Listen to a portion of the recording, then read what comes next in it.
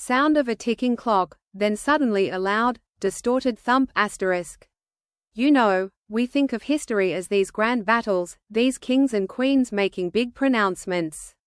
But what if I told you the real power, the actual way families like the Poyntons rose through the ranks, wasn't in the throne room, but in the wedding chapel? Beat, yeah, marriages, not just for love, folks. These were strategic power plays. Think of it like medieval Tinder, but with land deeds and political favors instead of swiping right. Upbeat, slightly quirky music starts. The Poynton family, right? They were masters of this game. Back in Yorkshire, England, they weren't just marrying for companionship. Christopher Poynton marries Elizabeth Conyers. Boom. Suddenly, they're tied to the Conyers family, big landowners, knights, the whole 9 yards. It's like, if your family suddenly got connected to, I don't know, royalty and a Michelin star restaurant all at once. Their status skyrockets. Then there's Thomas Poynton and Margaret Normanville. Another smart move. The Normanvilles were old money, medieval landholders. This wasn't just a handshake, it was a consolidation of power, probably a nice chunk of land thrown in with Margaret's dowry. They were basically building their empire, one wedding at a time. And even when the family tree branches out, like with William Poynton and Janet Wood, there's a hint of business.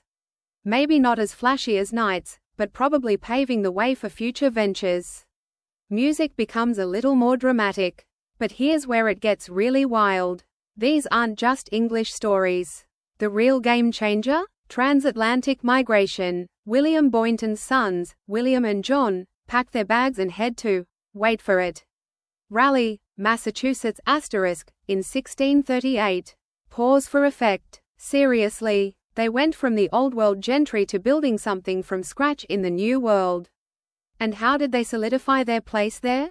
You guessed it, more strategic marriages. William Poynton marries Elizabeth Barnard. Her dad? A big shot in Essex County.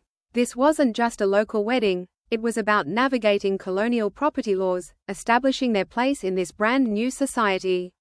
They became civic builders, deacons, selectmen, the backbone of the new settlements. And it didn't stop there. Later generations, like Jonathan and James Poynton, kept marrying into families like the Woods in Massachusetts. These weren't just random unions, they were about reinforcing community, building these tight-knit dynasties. It's like they had a blueprint: secure your position at home, then secure your position abroad, all through the power of a well-placed wedding. Music softens, becomes more thoughtful. So, next time you think about history, remember the Poyntons. They weren't just surviving, they were thriving strategically, generation after generation. They show us that sometimes, the most powerful alliances aren't forged in war rooms, but in the quiet promise of, I do. Beat, makes you wonder, doesn't it? What if your own family tree holds similar, secret alliances? Sound of a single, resonant chime.